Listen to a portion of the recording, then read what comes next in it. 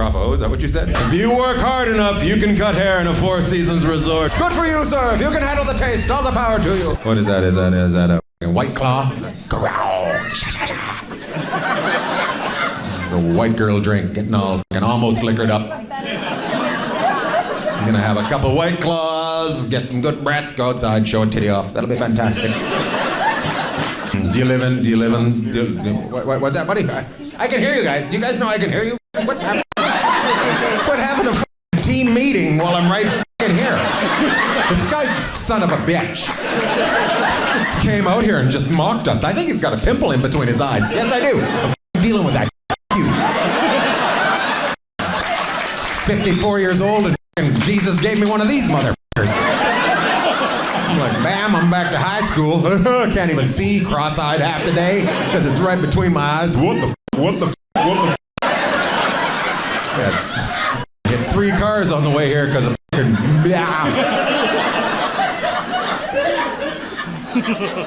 How do you three know each other? Do you guys know each other? We don't. We don't even know. They just sat next to each other. And did you say anything before the show? Hello. No? All right, good talk. You didn't get a chance. Didn't get a chance? She was on her phone the whole time, so you're probably peering over her shoulder. Of course. Something interesting. I wonder who she's telling to fuck off. I love it. And what do you do, ma'am? You seem like you're a teacher. Social worker? Nowhere near. Bravo, is that what you said? How fucking rich are you, lady? Bravo.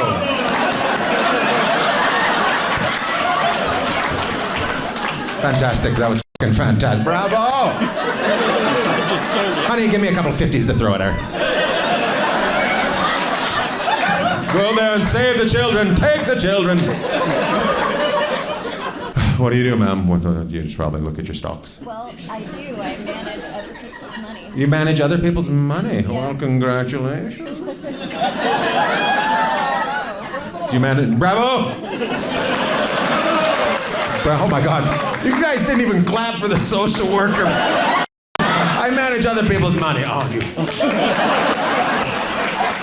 Bless you. Second row, I feel like you guys were playing pickleball before you came here. You guys have a pickleball feel to you, like you guys came off the court after a good game of being in the house kitchen. When was the last time you complained about something on the street? I can tell by your lovely hair you've been out there yelling at somebody. I love your hair, but it also has, I will fucking not stand for this.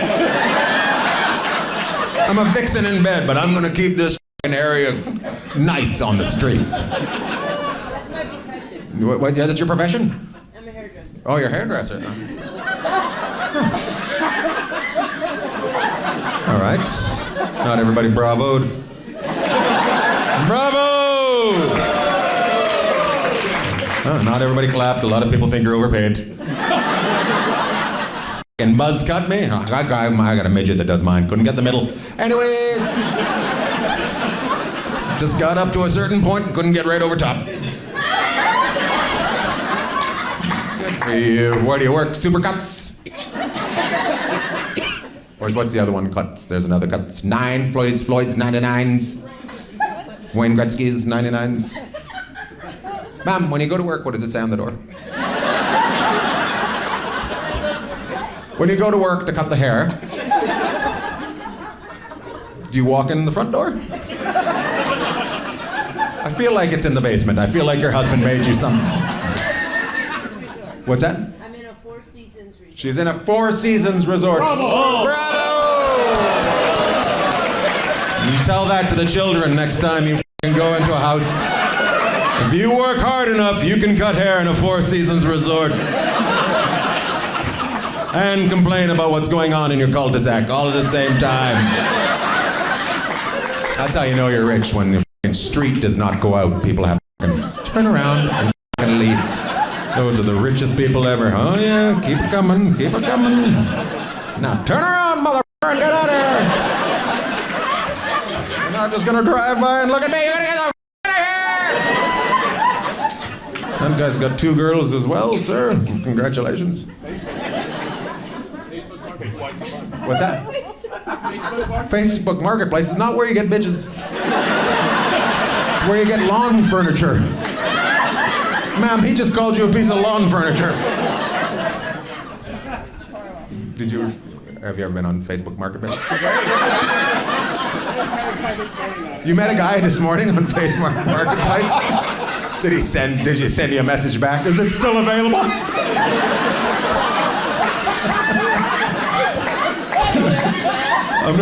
It's gonna have to be delivered, but I can't come pick it up, but is it still available? Are you serious? You met a guy on Facebook Marketplace? What did he say to you? He brought her vodka. He bought her vodka? What the is... I don't think you guys know what Facebook Marketplace is. You don't buy somebody Facebook, hey, how you doing? I got a glass of vodka I'm trying to sell for $2.50, and then you fucking whip on, what if I showed you half a titty? And he's all like, show me 2 titties and I'll give you 1 glass of vodka. 7 a.m., fucking 7 a.m., you're fucking looking for a glass of vodka. You're gonna show your puss off too, I hate to say it. You're gonna show the whole goods, you don't give a shit anymore. You can see it all, I don't give a just coming over and pour it in mama's mouth, Tito.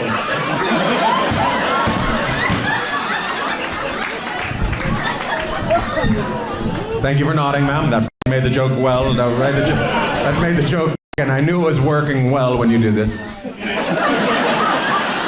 Yep, I've been on Facebook Marketplace. I've gotten some lawn furniture and a Tito's. Yap, yap, yap.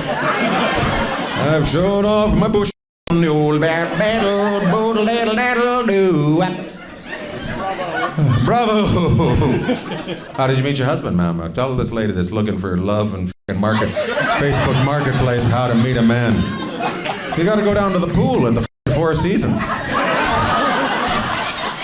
You gotta wear a thong down there and How did you meet your husband? We're not married. We're not married? You get married in 3 weeks? We grew up together. You grew up together and you're just getting married now? I'm guessing one of you was in a coma for a while. 45 years? If I come out of... Is Cheryl still alive?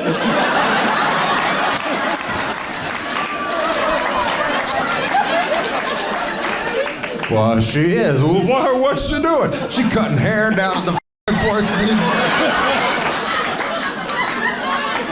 I knew she had it in her. She was gonna make it. I knew she was gonna be okay. Do you guys live in Orange County? Are you gonna get married in the backyard, or are you gonna get married at the 4 Seasons? What's that? Palm Springs? Oh my God, it'll be nothing but gay men and you too. Just cheering and singing. Yay, yay, yay, yay, yay.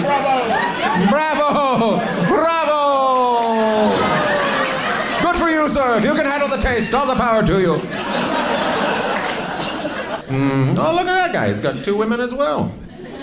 And a piece of cake. Fucking that guy is living 2 pies and a cake? That's a Thanksgiving dinner if I've ever seen one. How old are you, buddy? How old are you? How old are you? You seem young, but kind of going there, but you know. 24? Oh, well, you look terrible. You look terrible. You might want to get out of the sun. No more apple cake for you. Even your friends are like, what the f***, Jerry? Make your lie believable, you f***ing asshole.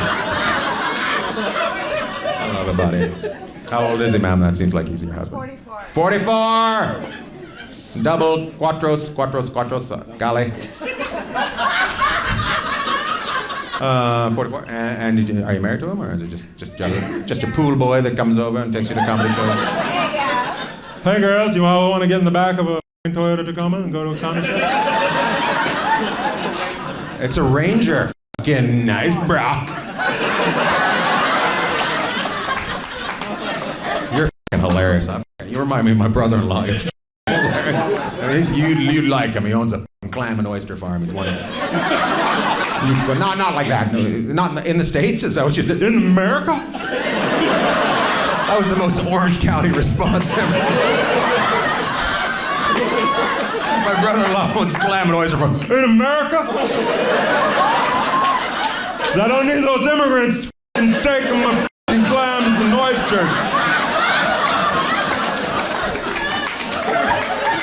It's not in America. It's on the side of America. It's in the water, so it's not really in America. It's outskirts of America. What's it? What's he say? Well, you just made yourself laugh. That was funny.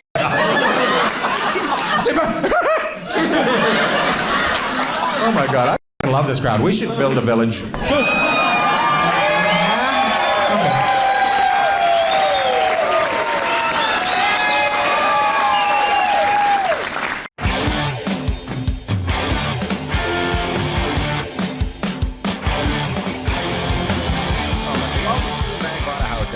Show about me and Bagg buying a house on the eastern shore of Virginia, where my wife grew up. We bought a house so my mother-in-law can live in it, and we can go there whenever we feel like it and have a family vacation home. And we are building that house up to being a mansion family home.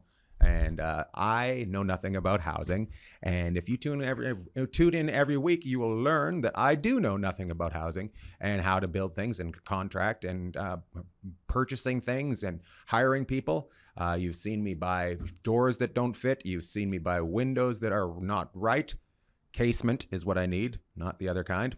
So I went through that again this week. And this week I have Bruce Clark all the way from California via Winnipeg, Manitoba, home of the Winnipeg Jets. I'm going to talk to Bruce in a second here, but we're going to talk to Renee and Chris, check in on their week, check in on my week as I just got back from Buffalo. Renee just said to me before I came on the show, he said, Ian, did you know there's a Canadian character in the new Toy Story movie? And I said, yes, that is Keanu Reeves. Our king of acting. He is in everything, and he is fantastic. He plays I think he plays what does he play, Renee? He's like a daredevil type of guy. Yes. Captain Canuck. Is he Captain Canuck? I don't know what his name is. He's something like that, and it's good because finally... He's like an Evil Knievel. Yes, but finally somebody has given him a shot at being in a film. So that's good. He really needed that. I, on the other hand, was sent to Buffalo to do 5 shows for over 150 people. And yes, 150 people, including the whole weekend. My first night there, my plane was late. I arrived at 8 o'clock. The show started at 8 o'clock. So I went on stage as I got off the plane. We went right onto stage. The second night I was there, boom, Kids on the Block. What are they called? New Kids on the Block? You know what they're called. No, what are they called? They called New Kids on the Block? The New Kids on the Block. New Kids on the Block. They were there, and oh my God, I don't know if you enjoy middle-aged women with their moms, but that is the people that go see those New Kids on the Block. And they were all over because where I was playing is right next to the Key Bank Center Arena. And that's where New Kids on the Block were playing. So they just parked in our parking lot and walked through our parking lot right by the show and into the Key Arena and did not see me. But oh my goodness, I seen some 40-year-old women with the tightest pants on I've ever seen in my life. And it was fantastic to see. So there you go. Just Justin Campbell says, hey from Calgary. Hey, got Canadians on today. Hey, Justin Campbell. Brittany Buffum. She said, come back to Syracuse. Okay, yep. She says that every time. I say no every time. And Brenda Barron Polchian says, hi, Ian. Hi, Brenda Barron Polchian. Duke Kaboom was the character's name, Toy Story. Duke Kaboom. Hey, Renee, you've been married for a while. Yes. I went through a new thing with my wife this week. I hit a new level. So I hurt my butthole last week. I hurt my butthole. I see where this is going, and I like it. Well, my wife was like, well, do you want me to look at your butthole? I said, no. And then she said, well, go look at it yourself in the mirror in the bathroom. And I fell for it. I thought she was being serious, and she wasn't. She totally, because she wasn't going to look at it, and she tricked me into looking at my own. Did you fall down? I did not fall down, but I was up on a bench. She said, did you actually do that? And I said, yes, because it was sore because I hurt myself. And And it turned out to be nothing, but I hit a new level of not being able to trust my wife, and seeing things that I'd never seen on my body before. Did you see more of a wink or a smile? It was surprised. Ooh. That's what it looked like. It looked very surprised. Ooh. Don't fall on that again. Ooh. Anyway, so that's what it was. I got to mention that I did a show in San Diego this week at American Comedy Company, and it was for the Humane Society of San Diego, and we had 150 people come out to a room that holds 200 people, and we were able to raise $3,000 in one night for the Humane Society of San Diego. They do a big thing there. They have a huge rehabilitation center for dogs that aren't usually rehabilitated, that have problems, and they actually end up putting them down. But in San Diego, they have this center where they rehabilitate these dogs and are able to be adopted and turn out to be great pets. So if you're looking for a pet, go to your local Humane Society. They're all over America and Canada, but none of them are connected. But if you want to get in touch with the Humane Society of San Diego, they have a lot of dogs down there. And the reason I know them is because Shauna used to work for Long Beach Humane Society, and she's now down there, and she's the one that asked me to do the show. And Shauna, we know because she trained Lou into being a fantastic dog, and we love him. This week coming up, I'm headed off to Pittsburgh on Thursday. I will be there Friday and Saturday. One night I'll be at the Improv, and one night I'll be at the PPG Paints arena with Bill Burr and Billy Gardell. So come out and see us at the DVE Comedy Festival. If you like comedy and you like Ian Bagg, come out and see me. Tonight I will be in Las Vegas at the Jimmy Kimmel Club. I will be there for the Las Vegas Convention Center meeting. I don't know if it's open to the public. All I know is I have to wear a jacket. So I'm leaving from here. Boom. Let's get to the show. Chris, is there any way you can change the camera if you can see it so I can see Bruce? I don't know if you can see what it looks like here, but I need to change it. Yeah. I need to change it. We got troubles. Can you see that? Boom. Oh, it switched over. It's switched over. This is a very professional show. Everybody's out to take a look at it. If you're listening on iTunes right now, it's very exciting. Both Renee and Chris are up looking at the camera, now the screen that I see, and I just see myself and no Bruce, and I want to be able to see Bruce while I ask him questions, and he squints. Ian, you're just a dummy. Don't turn him off. It's very exciting.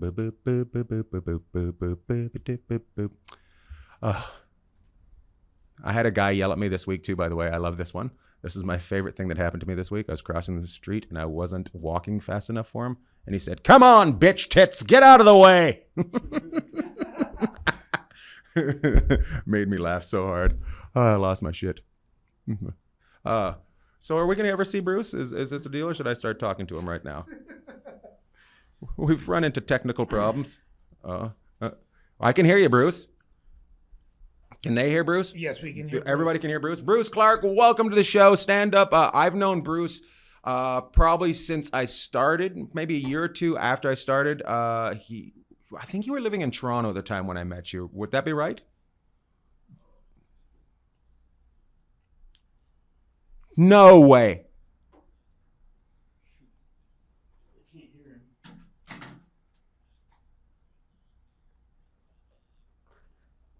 They're really funny.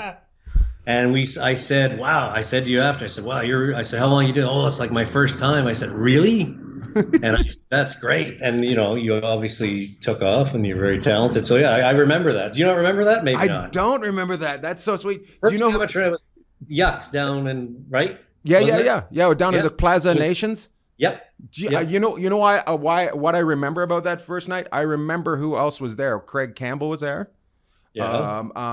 Bonnie McFarlane was there. Okay, maybe it wasn't your first. It was like your third. It was like one of your first times. Anyway, it was like maybe your second or third. Yeah, it was good. I love that. The big thing about Yuck Yucks that helped me out and going on there was it was around, like, it may have been on 5 times, and Pat Bullard was headlining, and he came up to me afterwards and he said, I'm going to give you some advice. And I said, what's that? He said, do everything you can to get out of Canada. promise me you'll leave here. Yeah. And I was just a Canadian kid, and I have no clue why. I'm like, why? And he goes, just do it. I'm like, okay. I'm like, okay, I gotta get out of here. And that was my next thing. I gotta get out of Canada. How long have you been gone from Canada? Oh, I moved here in '93. And you didn't go into contracting right away. I moved '93, and then in like '95, I did the Tonight Show with Leno, and then I did all those shows, and then I got jobs writing for TV. I remember that. I remember you writing on all the television shows. Everybody was very proud of you. Shows, yeah, it was. So then, as I got a little older, and I just got tired of the road and all that, and it wasn't making as much money. I just fell into. We bought a house here in Palm Springs, and I remodeled it myself. I found guys to do certain jobs, but I wanted to work myself. And that was like 1999. We bought it, and then I got a job writing on a show in Canada for a year, and then came back, and I had enough money to remodel this thing. So like in 2000, we remodeled it. We paid $180 for it, and I remodeled it. Probably put about $180 into it, and 4 years later, we sold it for $800,000. Nice. So it was like, oh, okay, I can do this. I can do this. Hey, we have to do. I told you we're having problems. We have to call you right back. Apparently, we've lost your video, so we're calling you right back. And we've already hung up on him before I told him. That's how it works in this show. You made that much money off a house? Well, fuck you. We just hang up on you. That's how it works. Oh, it's his?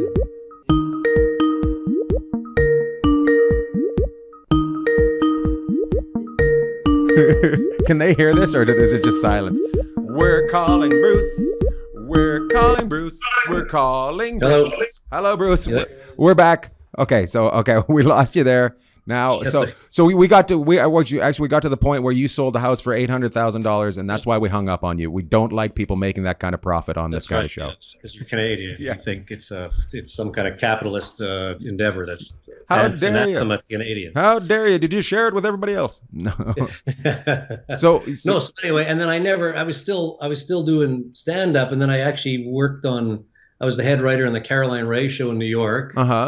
It was just after 9/11 actually. Right. So, and then I did that for a while, and then I had a few jobs, and then it kind of petered out. And then my neighbor asked me if I could remodel his house, but legally you can't do it because in California there's very strict contractor laws. Right. But we did it. He did it as owner builder, and I helped him out and we did it.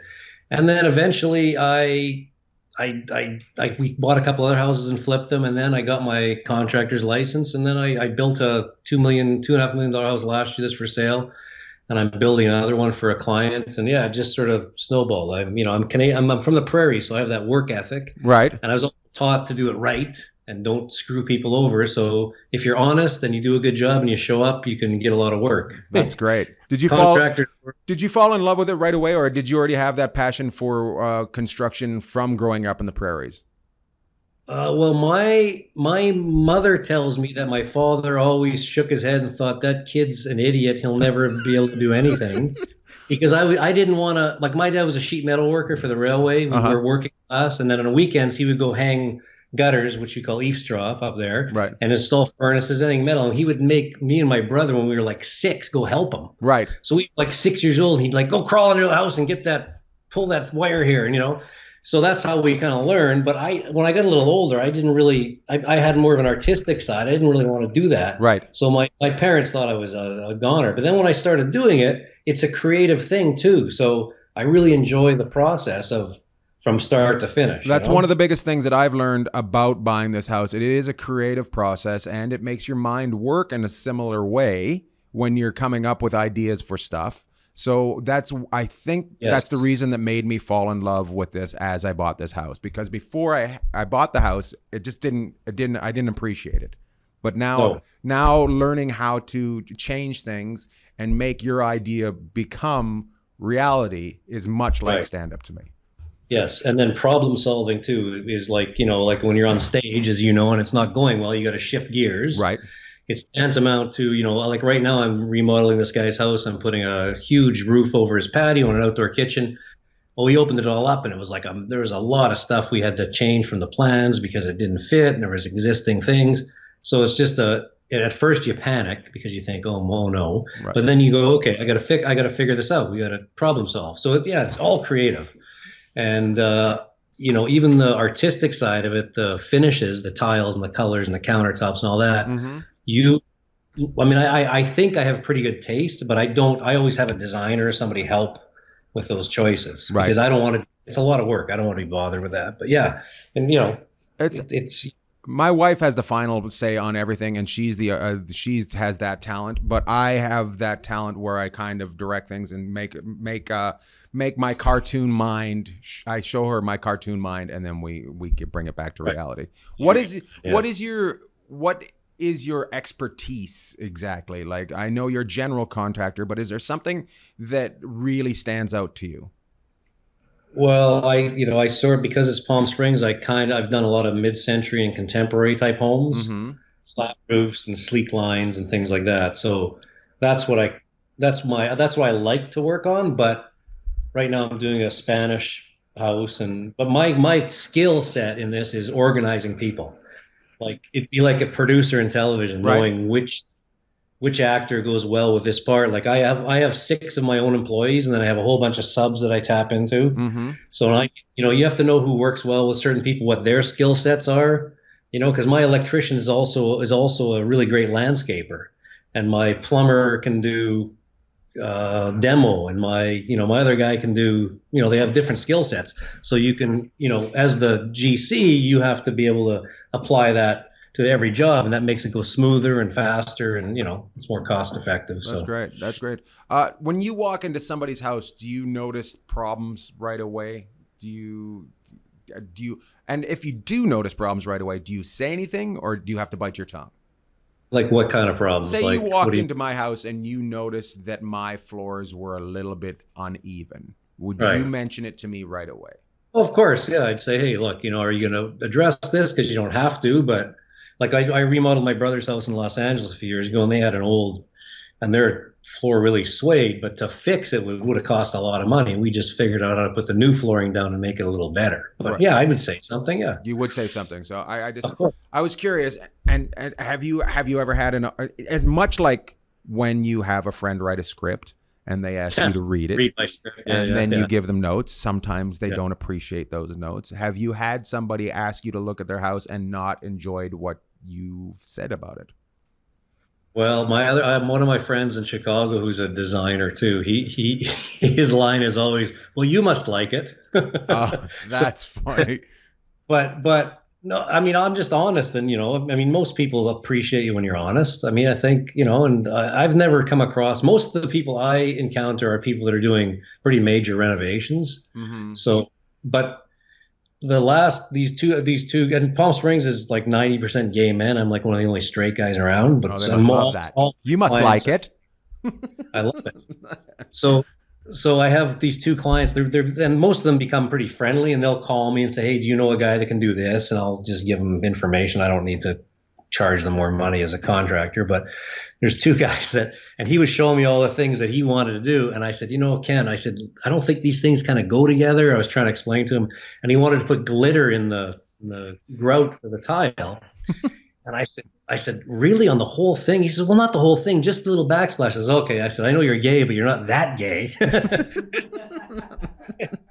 And he laughed. We got along. But, I'll give him my opinion. I always say, look, it's your house. You're living in it. Right. But this is what I think. Take it or leave it, Mm-hmm.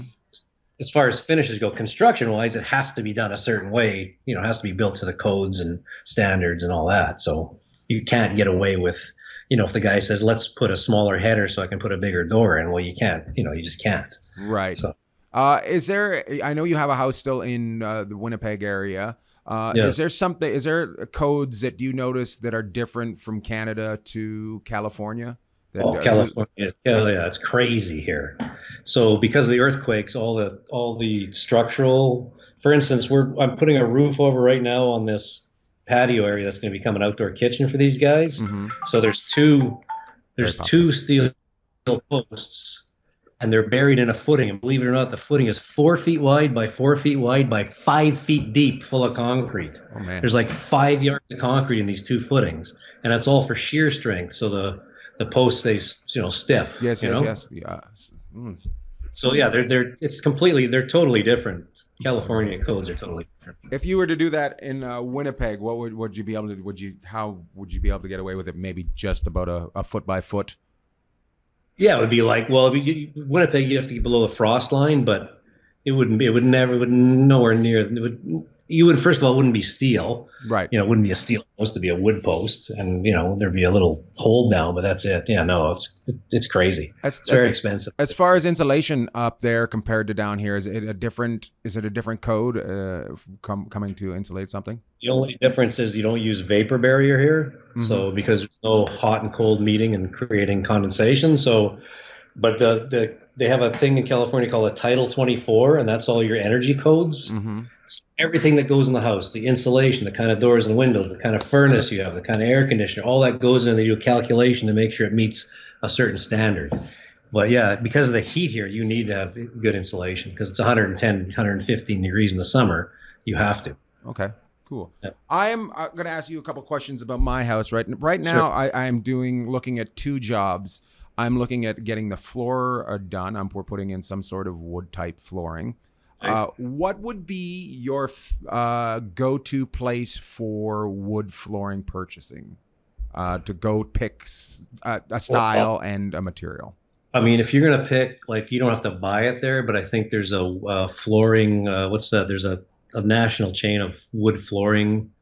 What's it called? It's pretty popular. What's the name of it? I can't remember. Lumber Liquidators? Lumber Liquidators. Okay. So I wouldn't, when they have sales, you can really get good sales.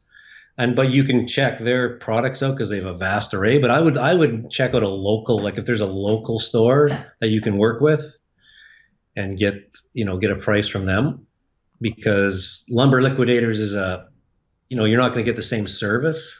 Right. But yeah, so if you need a little extra or something, So you would go with a local company just for the extra service and the extra. Well, I give them a chance because if their prices might be, even if their price is a little bit higher, I think it's worth it to give them the business and also just like I say for the service, and they're going to be really knowledgeable about the product. Whereas Lumber Liquidators, they're just hiring some guy usually, and he doesn't know anything about how it's supposed to be installed usually. So question, you think that the local place will actually do the work rather than sub it out like a national company would? Some might have an installer on staff, and they might be able to give you an installed price too. Would you try to stick with the company that has the installer on staff? If do your due diligence and find out what the reputation is, but yeah, because if then first of all, it's easier. You don't have to go hire a guy to install your floors, and that's always a crapshoot. And if he does work for that company, chances are he's really good at it. So, and faster. So, usually that's paid by the square foot when you install material like that. Mm-hmm. But yeah, and you just got to be done right. And if you're installing wood floors, you got to make sure that you're using either a waterproof glue or you're putting something down to keep the moisture out. There's all kinds of things. Everything. People think everything's easy, but there's all kinds of things you need to know. There's so many different. Every time I think I've got something, there's 8 more questions that I learned that I need to ask. Yeah. So the big thing that I've learned is when doing a job is to ask somebody like you, because you will make me ask more questions. Yeah, and if I don't know, I say I don't know because I don't know everything, and I'll find out. Right. Because you really need, because there's certain glues that have waterproof in it. Mm-hmm. So you use that, and then you don't have to have the expense of putting paper down or anything, or Schluter or whatever they use. So there's different tricks too. You can save money and still do the job properly. Okay, thank you so much on that. I will actually we're headed. But as far as wood flooring goes, so your first, depending on what you're going to do not use laminate flooring. It's junk. Use either an engineered flooring, which is basically an engineered piece with real wood on top. Mm-hmm. And ask the people, too, if it can be refinished at any point, because in 10 years, you want to refinish it. And some of them have enough thickness that you can refinish them at least once. So they sand them down, and you can change the color or whatever you want to do. That's something I never even thought of. Yeah, and then check your wood for your area. What woods are applicable to that area? You're in Virginia, right? West Virginia? No, Eastern Shore of Virginia, yes. So you need West Virginia. No, you're not a coal miner. Sorry. Yeah. So you need to make sure that the wood you're using is proper for that area, because there's humidity and all the things that come into play. And always, whenever you put wood flooring down, it has to sit on your job site for at least several weeks so it can acclimatize to that area, because it shrinks or it can expand. So it has to sit there. It like in the garage or actually in the house Yeah, itself? in the garage or in the house, wherever. Yeah, yeah. I did not know that. The people selling you that will know all that. They should know all that. They'll have that information. I've just started looking at these, and my thing was to go with a company in that area. So we're headed out in a couple weeks. I said I want to go to at least 2 to 3 places and get to meet the people and choose from there. And I don't mind paying a little bit extra if the work's going to be done right, and I'm going to have somebody in my Rolodex forever.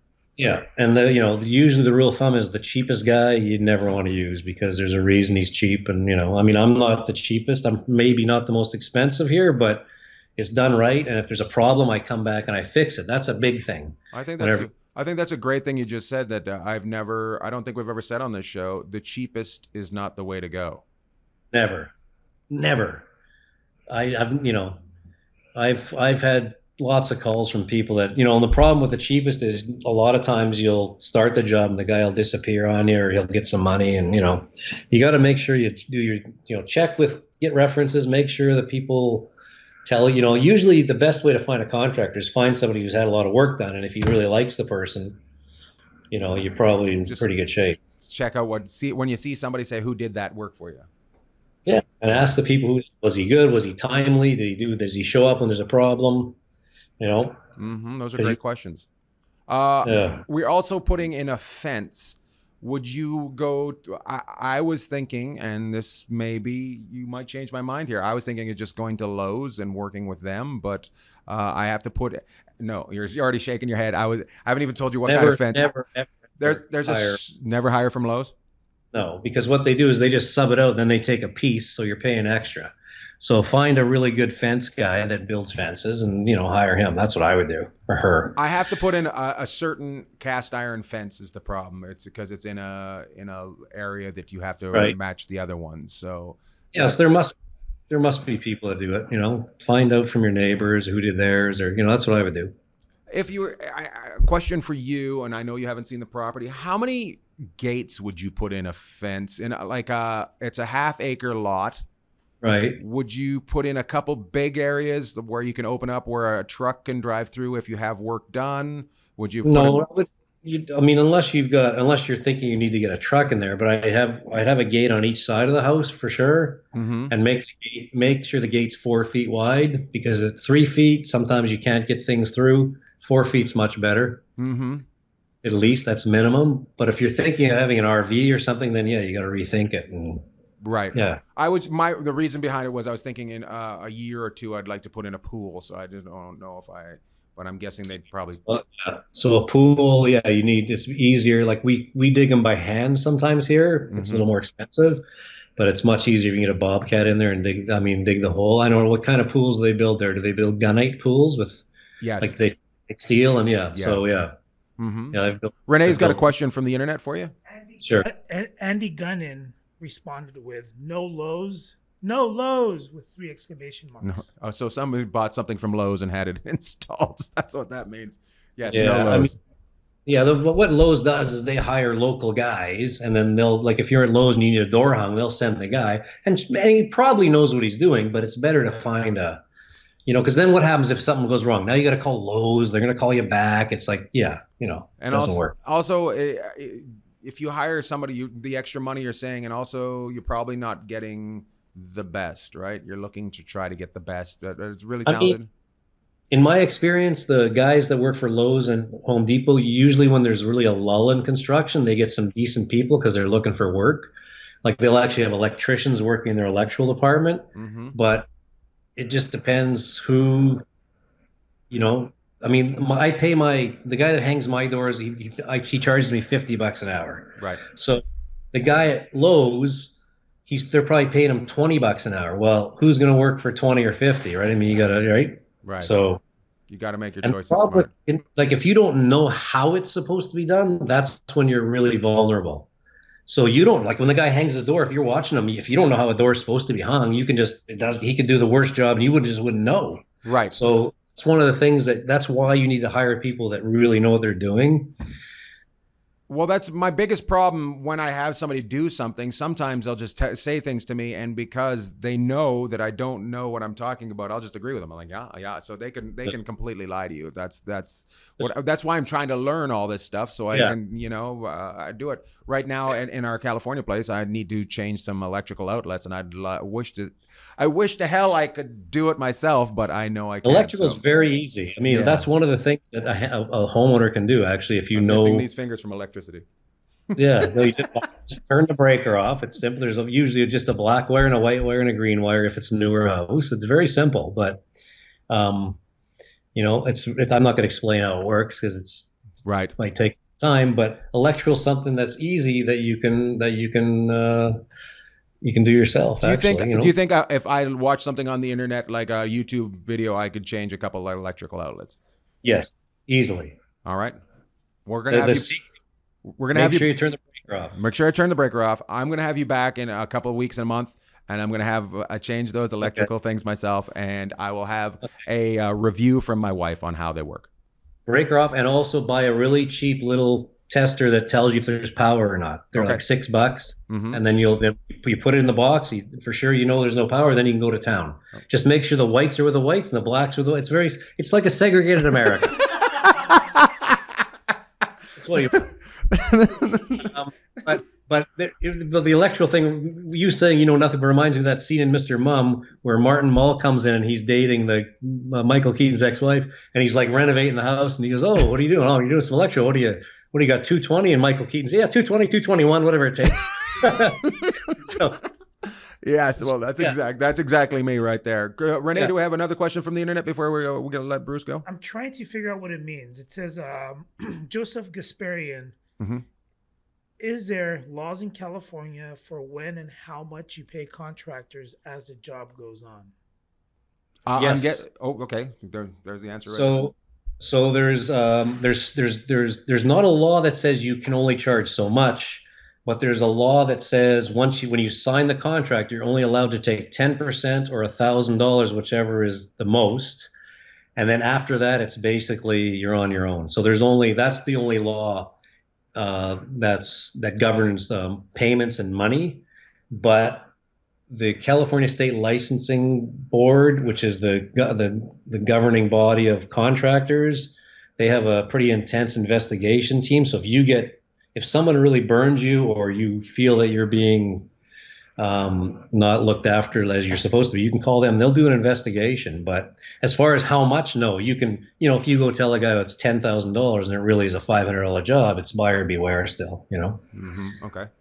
All right. One more question, and then we're going to let you go. When you do the work, do you have to hire some sort of permits to shut down the parking around the house or anything? Or is that, I've never had to do that because it's just the geography here. We don't have to do that. I mean, if you build a house, you have to put a fence around it with coverings. So it's for aesthetics and also for safety if you're doing a huge job. But no, I've never had to shut parking down or anything like that. I've had to ask people to move their cars when I was doing my brother's out of LA. Right. Because dumpster right in front of the house on the street. Every city's different. Some cities let you put it on the street. Some cities don't. But yeah, I've never had a real issue with that. All right. And if people want to get a hold of you and they're in the Palm Springs area, how can they get a hold of you for your business? Oh, well, it's Can-Am Developments is the name of the company, and just call me at 760-408-3827. Nice. Love it. Thank you, Bruce, for dropping by. And I'd love to have you back on the show in a couple weeks, a month, and I'll let you know how my electrical changing goes. Remember, don't put your tongue on the wire. That's the other secret. And keep your whites with your whites and your blacks with your blacks. That's right. Yeah. Okay. Thanks. Thanks, Bruce. Have a good day. Bye-bye. Oh, my goodness. We learned a lot there, my friends. I'm going to do some electricity. I'm going to do some electrical work. I'm going to get my fingers blown right off my body. Oh, got to turn off the breaker. That was what he said. My dad always said that. He'd always have me turn off the breaker. So Jeffrey Paul said, just hold on. Just hold the wires in. You're all the electricity the house will need. Jeffrey Paul thinks he's fantastic because he won the Stanley Cup a couple weeks ago, and he's probably going to get a ring. That's why Jeffrey's all telling you'll be fine. because he's still drunk from the Stanley Cup parade. By the way, I don't know if we can put this up, Chris. I'll send you a couple clips later. It's from the parade, the Stanley Cup parade. One of the guys falls off the float, and one of the guys throws up in the car that he's on in the middle of the throat, in the middle of the float. He just pukes all over the car, and it looks like, even better, it looks like the the Kennedy assassination, because he's sitting on the back of the car like how Kennedy was, like a Zapruder film. Oh, it's so funny. It looks like and back and to the left and back and to the left. We got to take a look at that. Hey, I know I started something a couple weeks ago, and I've shown you guys. I'm looking around the room. I've shown you guys things that I found for the house that I think are great. I would like you to send me what you think that I should know that I need for my house. So what you do, take a video or take a picture of it and give a description and just send it to Ian Bagg Bought a House on Facebook, and we will feature you in the show. We're going to do that, okay? I'm going to do a couple more minutes here, and then we're going to get out of here. We're going to take a couple questions because I've got to get on a plane to Las Vegas, Nevada, do a quick show out there. Sarah Newberger liked Bruce. She said, Bruce is great. You should bring him back sometime. And she said a double gate is really handy. A double gate. Double gate. So the double gate is the one that opens up, and then is that so you can fit a truck through, Sarah? I'm guessing. I just don't know. I don't want my terrifying part is that I've sealed the whole thing off, and now I have to tear it down to get something in there. So I think it needs to get a gate. So I will be looking for a fencing company. If my father-in-law is watching this, I'm looking for fencing, and I'm also looking for wood flooring place. And I've got to learn. I got to do some I got to do some investigating on what floors will be the best for the Virginia area. So if anybody's from out there, any more questions from the internets, the World Wide Web? Here's a comment from PJ Law. Fuck you, PJ. Sorry. Check if the wires are live by touch on back of hand or knuckles. I'm pretty sure I can say this again. Fuck you, PJ. What you do is you put them on the back of your knuckles, and if you fly across the room, that means that they're still on. And he said, if it's live, your hand will close to a fist anyway from the wire by not gripping it and killing you. So if it's away, that makes sense. Oh, I like that's a PJ Law right there. What you got there? If the wires are live, they'll kill you. If the wires are live, you won't be. PJ Law. Thank you, PJ. Well, we're going to wrap it up. One more thing. What do I got? Anything else I need to say to you? How long have we been on this, Chris? 40. We got to wrap it up. Thank you, ladies and gentlemen. I know we had some technical difficulties. Make sure you send me questions. Make sure you follow me on everything. Just follow me. Fucking make my career great, you sons of bitches, motherfuckers. I know I'm not supposed to say that. I'm supposed to say, hey, everybody, remember, Jesus is your friend. Oh, Renee's got another question. So your response to double gate, she's like, it doesn't look much different, but it gives access to trucks and riding mowers, etc. Boom. Done. Getting a double gate. Thank you, guys. Stay gold, pony boy. Todd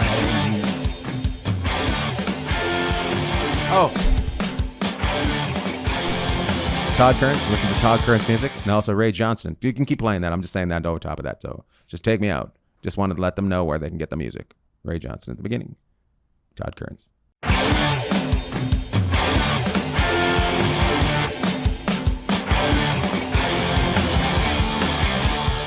And welcome to Ian Bagg Bought a House, a show about me, Ian Bagg, buying a house on the Virginia shore. Me and my wife bought it out there. My mother-in-law lives in it. And every week I come to you. We talk about things about buying a house and owning a house. Whether you already own the house or you're hoping to own the house, we teach you. Let me be your guide into making mistakes for you so you don't have to make them. This week, we've got Walter Reyes on the show. He's from a mortgage company called House of Loans. You're going to learn lots about mortgages from him. And meanwhile, Chris and Renee are here, and we're going to talk about my week as it happened. And everybody's looking at me right now. What are you wearing on your head, Ian Bagg? Well, I'm wearing a St. Louis Blues hat because the St. Louis Blues won the Stanley Cup. Your new Stanley Cup champions are the St. Louis Blues. And after the first round, when St. Louis beat Winnipeg, because I always wear a Winnipeg hat as well as some other hats. Chris Pinkerton from the big old from all the St. Louis Blues. He works there. He works with the I don't know exactly what it is. He works with radio and TV and all those guys. He's part of the team. He'll be getting a ring. He sent me a hat from them and he said, "Ian, you're now a St. Louis Blues fan." And I said to Chris, I said, "I'm not putting this hat on my head until you win the Stanley Cup because I'm not going to be the one that gets jinxed, cursed for the Stanley Cup champion St. Louis Blues." And guess who didn't put that hat on until today? Because they're Stanley Cup champions. So congratulations to Chris Kerber. He's the voice of the St. Louis Blues, friends of mine. Also, David Perron, player, DP 57. Colton Parenko, good guy as well. All my friends that work for the St. Louis Blues and all my friends in St. Louis, what a great town. Congratulations, you are now Stanley Cup champions. It's time to get Brett Hull into rehab. Oh my God. I don't know if you've seen any of that, Renee. I did not. Sorry, I'm liking people. People are liking? Sarah and Rachel Dix just joined. Rachel Dix. Join up. Thank you. Make sure you have your questions for after. Don't bring your questions in. Wait until after we have Walter on. And that's when we'll do your questions when I tell you something that I say every house should have. Brett Hull played for the St. Louis Blues and a couple other teams. He is hammered throughout the playoffs. First of all, they have pictures of him putting his finger against the glass, telling the Boston Bruins to fuck off. And then he's drunk on the street waiting for the parade. He's just walking down in a pair of shorts and a dress shirt and a pair of slip-on shoes, yelling out when's the parade start. And then they have him singing Gloria at the parade downtown. It's just a mess. It's so sad. It's so funny, but at the same time, you're like, oh, that's what just before rehab looks like. So a lot of fun. So I hope he dries out.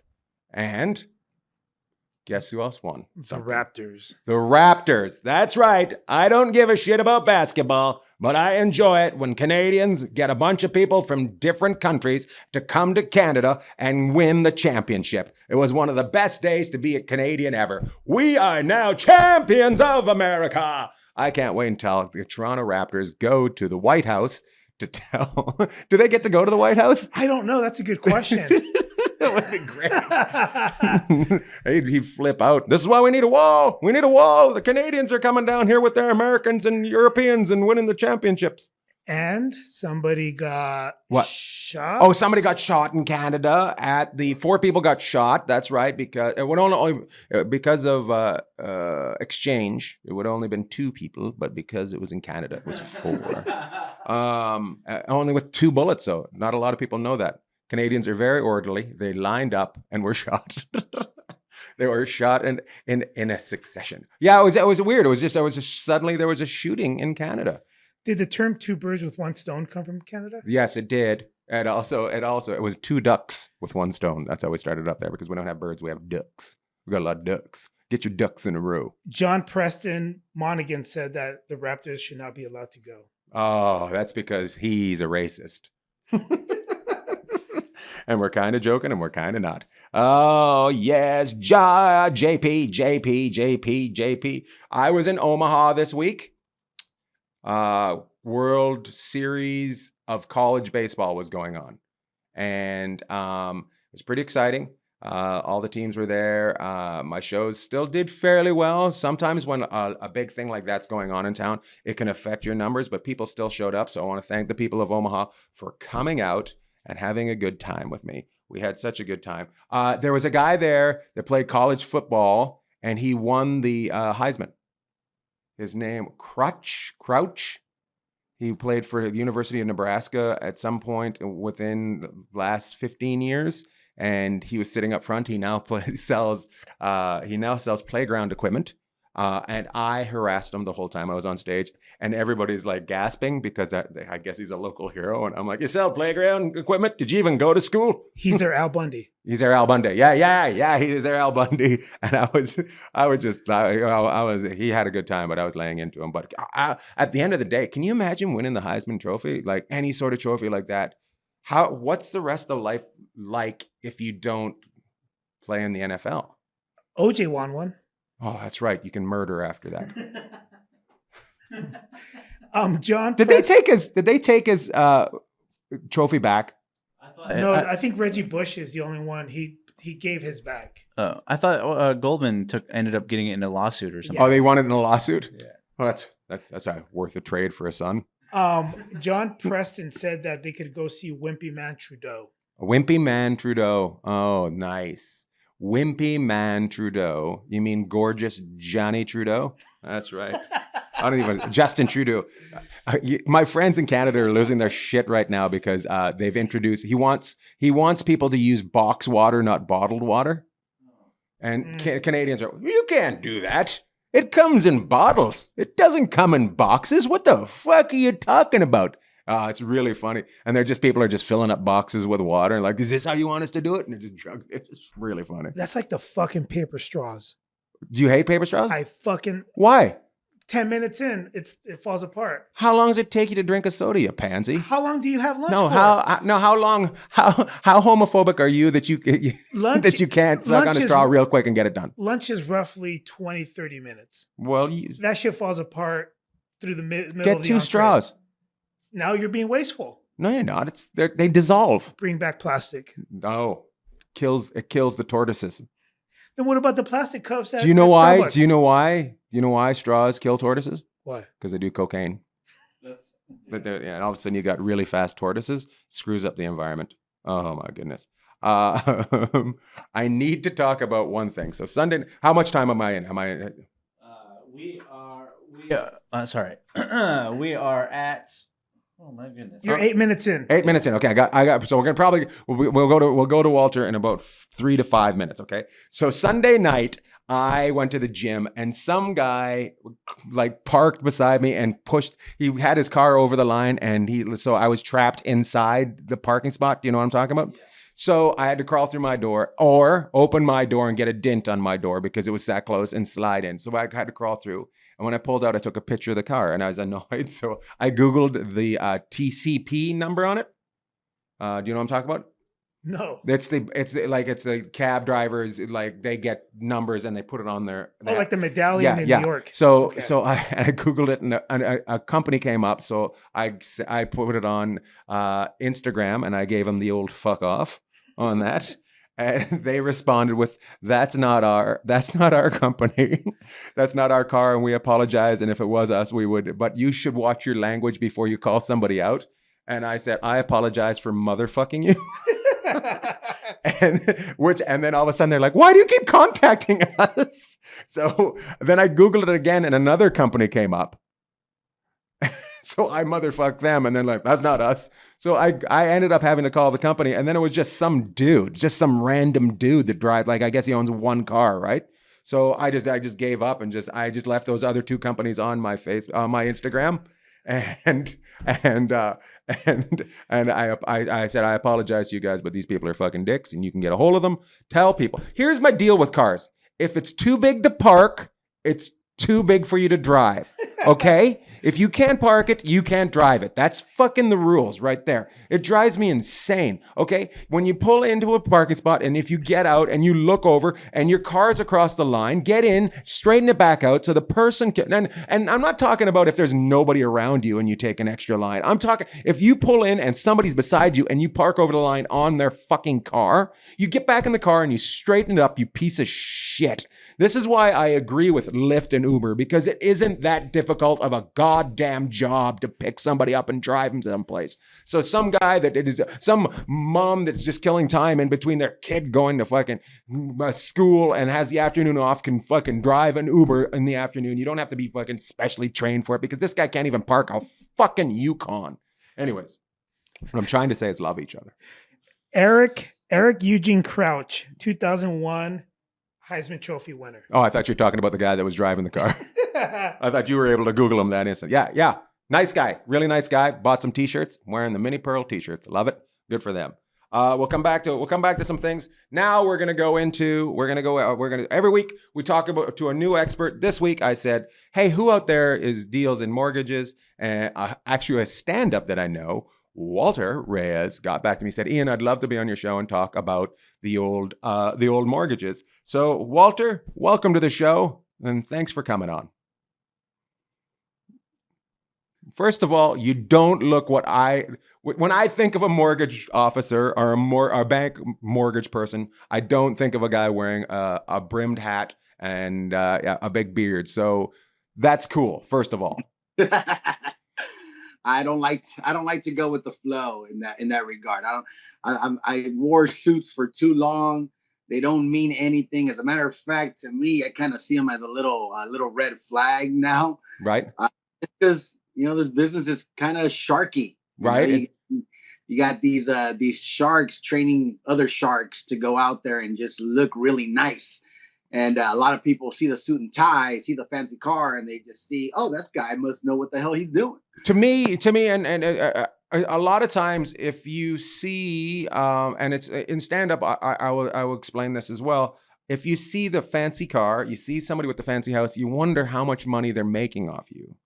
That's what makes it interesting to me, And that's what you should think. Honestly, you should really, in my opinion, you should think that. Because there's a lot of, I'm just telling you from firsthand experience, because I started as what's called an inside loan officer. It's like inside sales. So cubicle style, phone ring, answer, the company would do direct mailing and stuff like that. So it was real chill. Go to the office, sit there all day, go home. Right. And then now I'm what's known as an outside sales loan officer. So I'm responsible for my own business. I have to go out there and network. And that's where I discovered a lot of the shady shit. Right. So a lot of big things that I try to educate my clients on is really how the business works behind the scenes. Well, help my audience know some things. First of all, what is the number one thing that is lacking on our side when we come to you for a loan? What is somebody that is you see most of the time they don't have that they need to get a mortgage?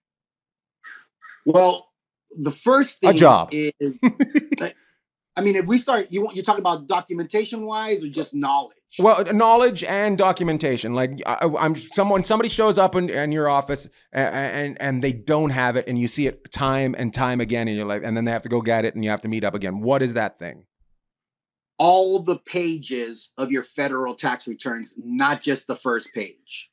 All right. All the pages of your bank statements or your liquid asset statements, all the pages. When an underwriter sees on the first page 1 of 5 and you gave me 3 pages because the last 2 were blank, I'm going to have to send you back to go get 4 and 5. It's just every single page needs to be accounted for, especially with federal tax returns, and especially with your liquid assets, nice. What you're using as reserves. So when you bring in the paperwork, all your paperwork means all your paperwork, pages 1 through the end. Nice. Absolutely. On a first time mortgage, what do you suggest that they should? What percentage do you suggest a person should be paying for a home of their net income for a month? What percentage? You mean interest rate? No, not interest rate. I make $5,000 a month, say, right? What percentage of that should I be spending on a house? So, we kind of protect you as the lender. We protect you in that regard because I'm able to use your gross income, right, not your net. So gross income, I get to use all of it. But realistically, none of us go home with all of our money.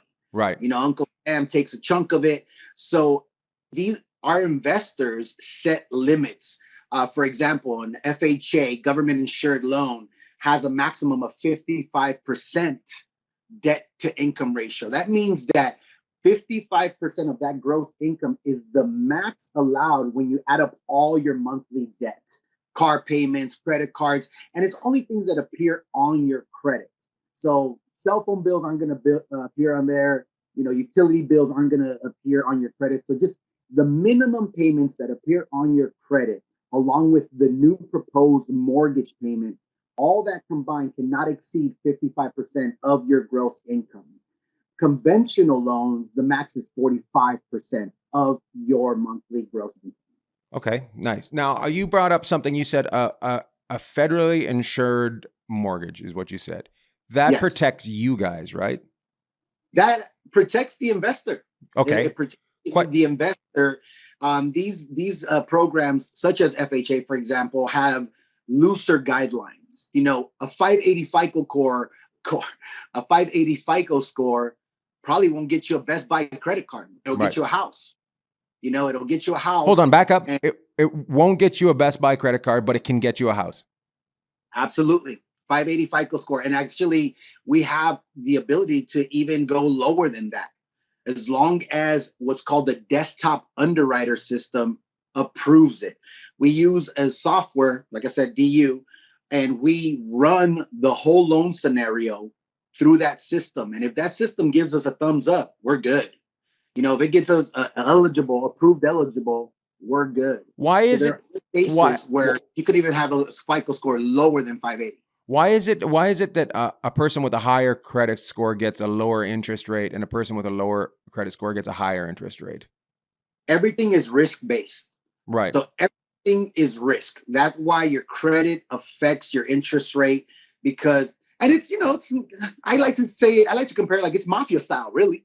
You know, it's like you're not the ideal customer, so we're gonna tax your ass. We're gonna go and charge you a little bit or make a little bit more money off of you. And, you know, if you're a higher risk, I might require you to put more down payment because I need you to have more skin in the game. Well, that's one thing I was going to bring up to you. Now, if you're at 585, to me, the way it should work, it should be a lower interest rate because you struggle, right? And why wouldn't your down payment be lower? Because chances are, if you're 585, you don't have a very big down payment. Well, see, that's the balance there. You mentioned two things. You mentioned the FICO score, and you should get a lower interest rate because you're struggling. And then you mentioned, oh my God, what did you say right after that? About the down payment. The down payment. So FHA, for example, which has the most lenient guidelines, your minimum down payment is 3.5%. So it's a very low down payment, very low. And in comparison, there's you know, the interest rate might be higher, but what I do with my clients is I also compare conventional versus FHA, and I want them to look at the honestly, the bottom line is that monthly payment. Right. People get stuck on the interest rate, and conventional rates are higher than FHA, but FHA has what's called mortgage insurance, and that's 0.85% of what you're borrowing. Not the sales price of the house, but the actual loan amount. And that's broken down into a monthly figure, and that's tacked on to your principal, interest, taxes, and insurance. Now you add on MI. So even if the interest rate is lower, because usually it is, once you look at the payments, sometimes the payment might be higher. So I really try to educate people that, yes, the interest rate does matter. But at the end of the day, what matters is which program fits your needs, depending on how much assets you have saved up, how much money you have down, and overall, like, what's your monthly payment? What are you going to commit to for the next 30 years? I just care about which one gives me the lower payment. Doesn't matter how. Right. So you're going to looking for the lower payment. Now, that's what I tell my clients. Absolutely. Have you had somebody walk through the door and just go, no, I can't help you? Or do you say, let me try? I love challenges. Me personally, like, I come from an environment. I grew up in Southeast LA. Never heard of it. Yeah. And, you know, hardly anybody I knew grew up in a house. And it's kind of that demographic that I really embraced, because they're the ones that need the most guidance. And they're the ones that get taken advantage of the most by these suits and ties and fancy cars, because they don't ask questions. They're afraid to ask questions. They're embarrassed to ask questions. And I feel like a little more. Why I'm going to interrupt you there. Why is it so scary for everybody? From I think there's very few people that aren't terrified of the word mortgage. Well, I think honestly, it's kind of, to go into a little self-development real quick. It's just the fear of judgment. You know, you especially in my culture, tons of judgment. I mean, the Catholic religion is all judgment. You know, the environment that we grew up in, even growing up, I say this all the time. I grew up in an environment where you have to have thick skin and get bagged on, and then you have to give it back. All that is judgment. And psychologically, that does get embedded in your head, and you grow up with this, you know, this fear of judgment, or this thing with judgment. Either you're doing it upon yourself, or you're just expecting it because you do it to others. And in my culture, at least, I know that's very predominant, and people just don't like to be embarrassed. They don't like to look bad. But at the end of the day, this is you're talking about hundreds of thousands of dollars. Right. Put the ego aside, man, and get educated. Learn. I tell my people, go shop me.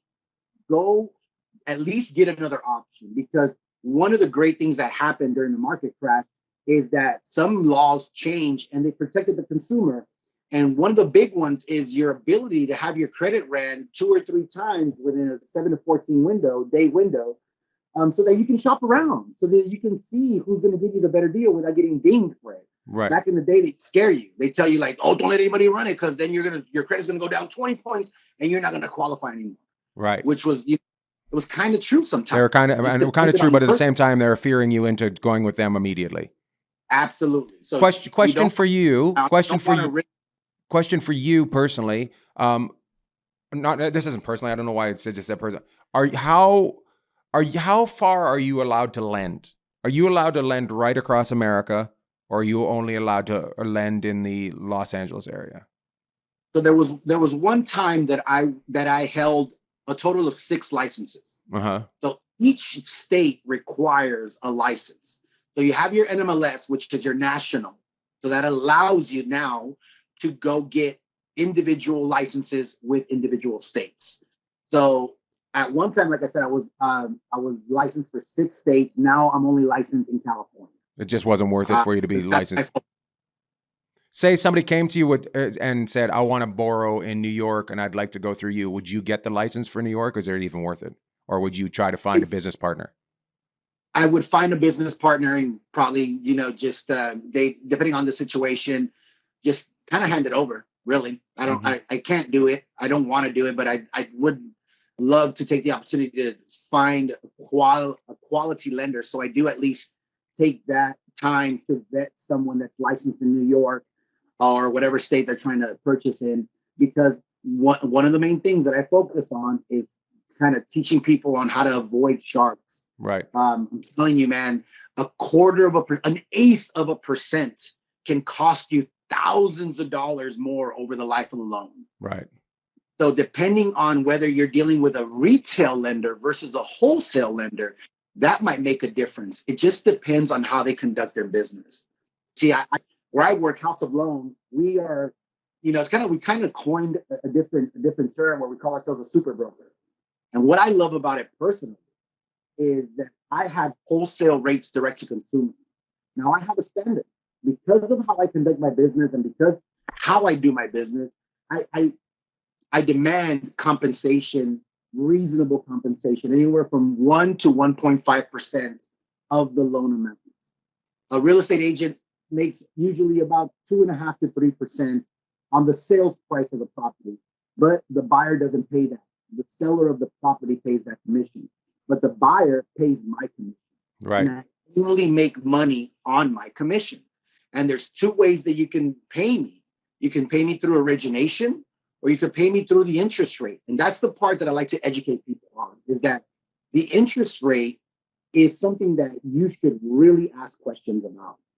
If they're a retail lender, then I need you to understand that that company they work for has built-in margins in order to be able to pay that loan officer their predetermined commission. Average commission is about 1.4%, and that's built into the rates. A company is not going to take a loss. Okay, they have their profit margin that they're going to make, so they have that built in, and then they built in the compensation for the loan officer as well. So a lot of times when you hear this, no cost loan, you're kind of paying through the rate. I guarantee you. Nice. More than likely, I would put 99% chance that you're paying through that interest rate. So when somebody says there's no money, there's money coming out. Never believe it. Ass, gas, or grass. Nobody rides for free, right? This is the mortgage industry. This is the most profitable. Real estate is the most profitable business out there. Cool. You don't think they're going to make money? Come on, guys. We have a question. Money. We have a question from online. Renee is going to ask it. Yeah, Patricia Frank wants to know: do you recommend getting a pre-approval before shopping? Absolutely. The worst mistake people make is they go shop and then get pre-approved. What is the point of going to look at a $700,000 home when you're only approved for 400,000? Absolutely. Do the numbers. You know, you have to do the numbers. And I recommend this with anything. You're going to go buy a car, go get yourself a sweet credit union auto loan at the lowest rate possible, and then go shop. Don't get the dealer loan that's going to be through the roof. They're going to sell you, blah, blah, blah. Same thing with the home loan, man. Go do your homework, get the real numbers, do the real math, determine what is your max mortgage payment, because that's another issue that people find themselves getting into, which is, oh, I want this house. Oh, wait a minute, that's a $6,000 payment for the house? Is that called house broke when people do that? Depends on your income, baby. Depends on your income. Right. But so you have to be realistic about your finances. And, you know, just because you on paper can afford a $6,000 mortgage payment doesn't mean that you're ready to pay $6,000 a month, nor does it mean that you need that big of a house anyways. Right. So if you do the pre-approval first, now you have peace of mind that you know that the house you're shopping for fits your budget on multiple levels. Another thing is real estate agents' enthusiasm is affected by whether you're pre-approved or not. They're not going to waste time on someone that they don't know if they qualify for a home loan. Oh, that's a very interesting thing. So don't even talk to them if you're not pre-approved. Exactly. It's a waste of time because you could not even qualify. And here I did spend a month or two driving you around, Ubering you from house to house, and then you don't qualify. Mm-hmm. It's a huge waste of time for realtors. So it's inconsiderate in a way. It's inconsiderate for yourself, and it's inconsiderate for the real estate professionals trying to help you find this dream home of yours. Sounds good. We got another question from Renee. I got a question from Chris Adams. He wants to know, what are your thoughts on pulling money out of your 401k for a first-time buyer? Is it because there's something out there where you could pull out with no penalty, correct? Well, whenever you're pulling out money from I have a feeling that wasn't from Chris. Whenever you're pulling out money from a 401k to purchase a house, there are benefits. Now, what you really want to look at is the terms of withdrawal. And depending on the type of loan program you're going to get, and depending on how you withdraw the money, and I'll go into detail with that real quick, that could affect your buying power as well. Let me explain. Earlier on, I talked about the debt to income ratio, that 45% for conventional and 55% for most government insured home loans. When you take out money from your 401k, for example, and you basically borrow against your own money, which is kind of cool because you borrow that money, they're going to determine what that monthly payment is going to be, and then you repay yourself. So not only do you get that money back, but you also make interest on your own money, which is awesome. Oh, that's interesting. There is also, I had a client, use a hardship to pull out money, and there's no taxing on that. He just withdrew $10,000, used a hardship because that was one of the terms of condition, the terms that he was allowed to use, or the conditions that he was allowed to use, and he used it. But that money is now gone from his 401k. But whenever there's a payment on conventional loans, say, for example, you pull out 10 G and your payment is $130 a month, I have to now count that monthly payment against your overall monthly debt. So we lost you there. We lost you. Can you repeat that? We lost you there. You know what? Let's call him back. Let's call him right back. Call him right back because we lost you there. You seem to, you're breaking up a bit. You're breaking up a bit, so we need to. And there's too much information being lost that we don't want the people to lose. Okay. So let's call you right back. Okay. Meanwhile, I will keep the people interested on Facebook. Hello, Facebook people. To all the people I've offended before, suck my balls. This is actually really interesting stuff that, I didn't know about when we bought the house. We were not pre-approved when we bought the house, just to let people know. We were fine. We were able to get it, but if we'd been pre-approved, we may have gotten a better rate or something. So yeah, this is interesting stuff. That's not just about hitting nails into walls. This is something that we all need to know. People need Walter Ray, as he's given so much info. Oh, hi. Hello, welcome back. Much better. That's much better, yeah. Okay, I'm coming back up. Okay. You good? Yeah. All right, we were talking about 401k and Taking the money out of the 401k. Let me go back to that. So with the 401k, depending on the terms of withdrawal, that's going to affect a lot of things. And what I was saying was, for example, a lot of 401k plans have different conditions that will allow you to extract money and different ways to extract it. One of them could be a hardship. Most hardships you don't get taxed on. I mean, I'm sorry, take that back. You have to pay a tax on the amount you're taking out, but there is no monthly payment. You already got taxed and that's it. It's your money and you can use that now. So I, as a lender, do not have to worry about what I talked about earlier, which is the debt to income ratio. That percentage, that max percentage with all your debt payments combined. Because, for example, if you borrow against your 401k, there could be a monthly payment that's tacked onto that. And that's kind of like a good thing too. If you have a 401k and you take a loan against your own money, one of the benefits is that you are going to pay yourself back. So you're actually going to make money on borrowing that money, because in most cases, there's an interest tacked onto that loan, but you're paying yourself back. It's going back into your 401k. So if you borrow $10,000 at a certain percentage, you're actually going to put in back more than $10,000. 10,000 and whatever percent. Exactly. Now, the bad part is, if I'm going to give you a conventional loan, that monthly payment, say, for example, you take out $10,000 and your monthly payment, they determine is going to be $130. I now have to count that $130 monthly payment against your total monthly debt, which can reduce your buying power. Not going to be a lot, but it will reduce it by a few $1,000s. Right. Now, you take out a hardship, there's no monthly payment and I don't have to worry about it. Now, the same scenario with the loan, with the $130 payment, the great part about that is when it comes to an FHA loan or a government insured loan, I don't have to count that against you. So to answer your question, is it a good idea? It just depends on your reality.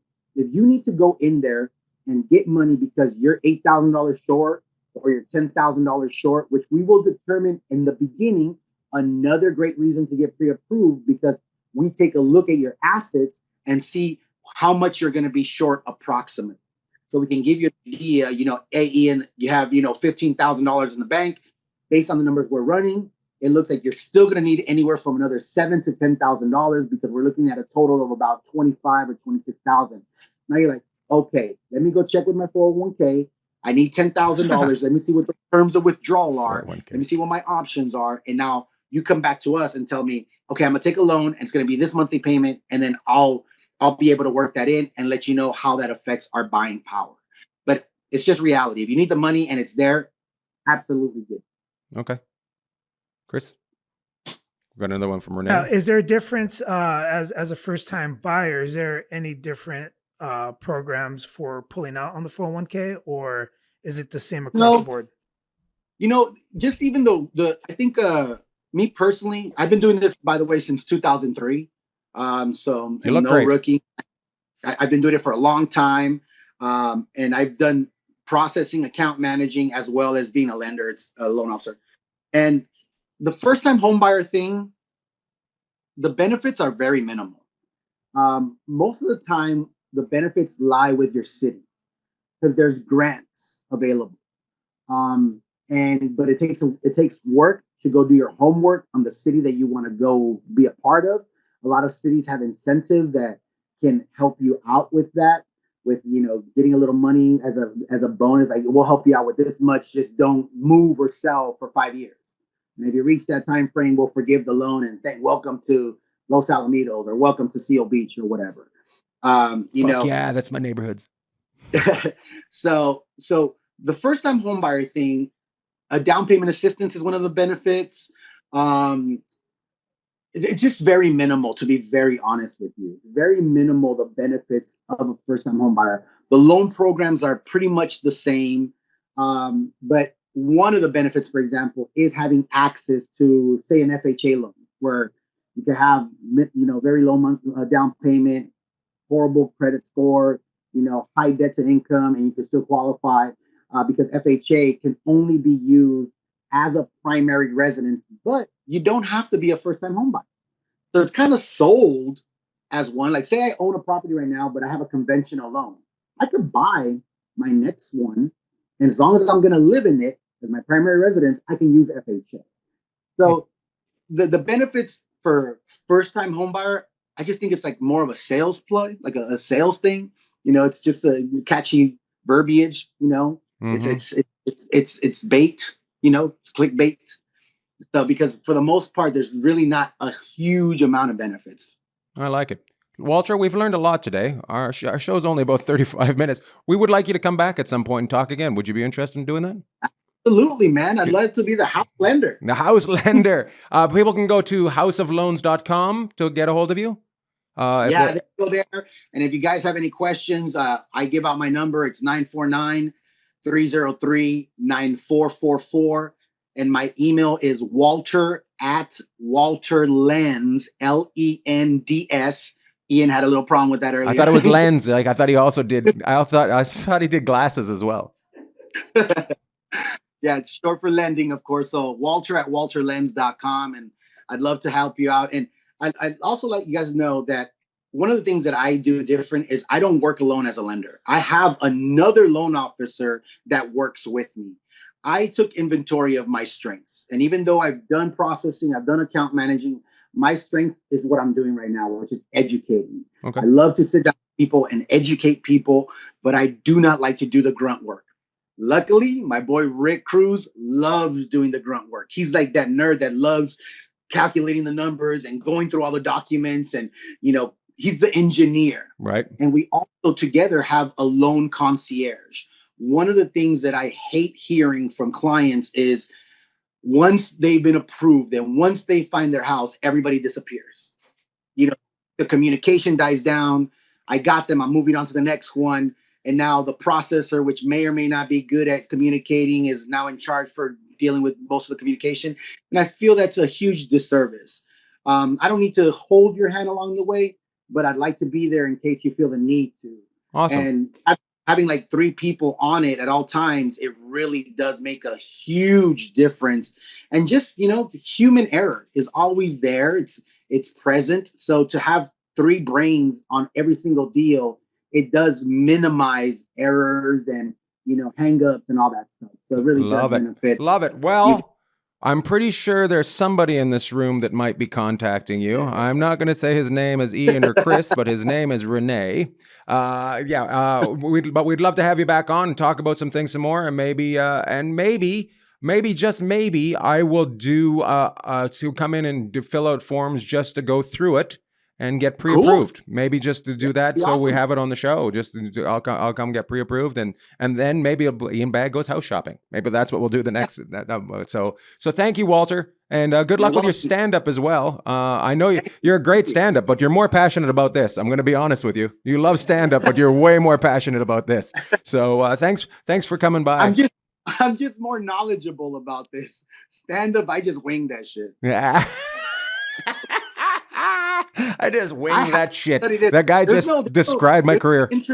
There's no entrance exam to become you don't need a license to become a stand-up comic. I know. Jesus, all you need is 2 legs to get to stage, and sometimes somebody will carry you there. Anyways. And you know what? I can open up for you again. I love doing that. You should come out sometime.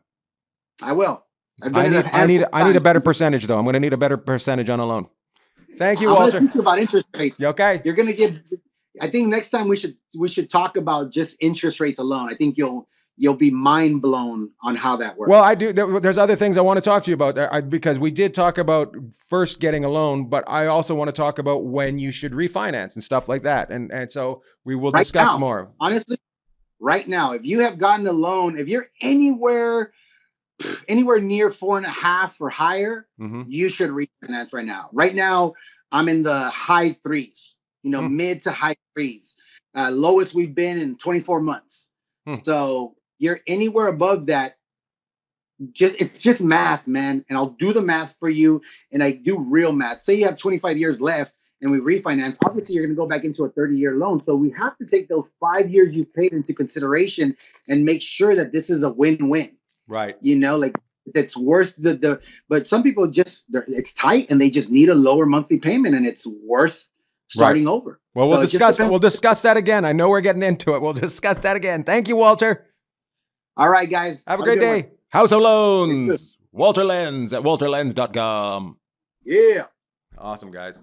That was good. That was good. That was a very informational talk, and I think that's the kind of stuff we're looking for on this show. And if you have somebody in your life that is a plumber, that is an insulator, that does floors, that that does decorating, home decor, I want to talk to all the experts in this. I don't even know which camera I'm looking at, so I'm going to need to find a cameraman to talk to because I'm looking all over the place. We went a little bit longer than we usually do, so I'm just going to quickly wrap it up and tell you guys where I am this week. San Diego on Wednesday night. I'm doing a show for the Humane Society of San Diego. It's going to be me. I'm going to be there. Come out. All the money goes to the Humane Society of San Diego. Wednesday night, American Comedy Company. Come see me there, okay? The rest of the weekend, Thursday, Friday, Saturday, I will be in Buffalo, New York, at the Helium Comedy Club. So come see me there. 2 shows Friday, 2 shows Saturday, 1 on Thursday. Come see me there. Next week, I'll be in Pittsburgh at the DVE Comedy Festival. If you're in Pittsburgh, come see me there. Meanwhile, thank you for watching Ian Bagg Bought a House. It's always good to talk to you guys about homes. We all live in them. I don't care who you are. Even if it's just a tent on a street, it's your home. And we need to learn how to do things the right way. Ian Bagg Bought a House. Brought to you by Lowe's. Lowe's! No, it's not brought to you by Lowe's. It's brought to you by my fucking friends, Chris and Renee. Have a good day. Tell me when we're out, Chris. I'll sing to people. My wife told me not to sing anymore. She's like, can you stop singing on that fucking show you do? God damn it. I'm like, girl, you love me because it's true, baby. St. Louis Blues. My hat is off to you. St. Louis Blues.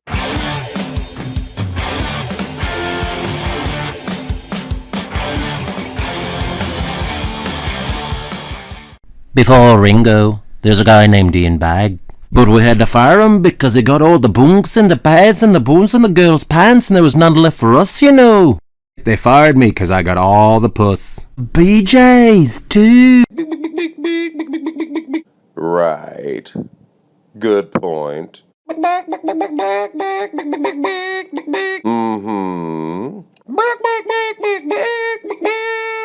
But that's where I think you ladies are wrong.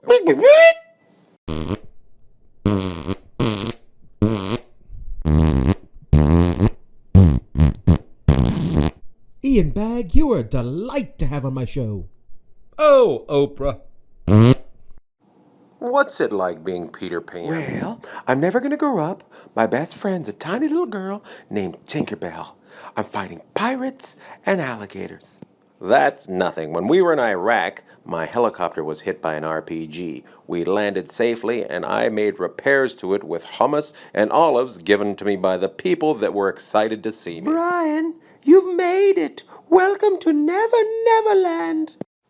Guys, when you get this buff, there's only one thing to do. Dance? I'm a maniac, and I'm ready to dance like I've never danced before. That's right, boys. It's time to dance. Who's been married the longest? In this room. Old people, talking to you again. Come on, turn your whisper 2000s up. Ha ha, hilarious. Either of you two married? No, I wouldn't think so. Too angry, for Christ's sake. Who'd want to come home to grumpy? No. I'm going to the comedy to frown, anger. I don't like the comedy. I turn a smile upside down and it's a frown. Happy birthday, balloons. Okay, what was I talking about? Oh yeah, who's been married the longest? That's what I'm talking about. Back there, how long? 7 years? Wow, really stretching it. How long have you been married? 20, take that 7, sit down, you punks. Anybody beat 20? 27? Anybody beat 36? Well, if you're longer. Anybody? 36? How about 46 before he died? Well, way to bring it sad, ma'am. I like the way you've got the empty chair right beside you and everything. Jesus Christ, where am I? He may just be taking a poop. Why do you gotta always take it right to the tragedy? He just goes to the washroom, you're like, 47 before he died tonight. I wouldn't have the seafood. The shellfish will kill you, I tell you. No, you can't win with that, ma'am. He's got to be around, but congratulations. Good luck to you. Who's there? Is this your invisible... That's your daughter? Where is she? She had to go to the bathroom? Well, good luck to her. How heavy was that child when it was born? Almost 10 pounds, so 9. Don't try to trick me with your math, lady. Oh, now she's crying. Harold would have loved these jokes.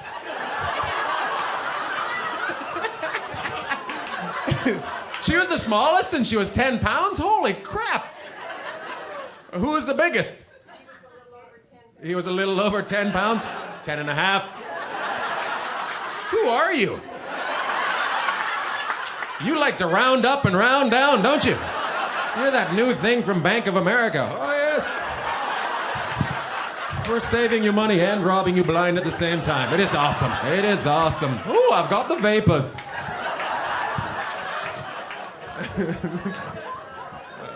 That's still nothing, 10 and a half pounds. Holy crap, listen to this. In the paper the other day, some lady in Brazil had a child that was 17 pounds when it was born. Holy crap. If anybody wants to be left for adoption, it's a kid that weighs 17 pounds when they're born. Because you're not going to live that around the rest of your life. No matter what you do, it's always going to be, hey, vagina ruiner, take out the garbage. Hey, vagina ruiner, clean up your room. Hey, vagina ruiner, you ruined a vagina. He was number 5 out of 5 kids. You want to be number 5 if you're 17 pounds, because if you're number 1, nobody else is going to make it to term. They're just going to hang on for a month and then fall to the ground. Try to stop themselves at the last second. No, Star of David! All right. All right. All right.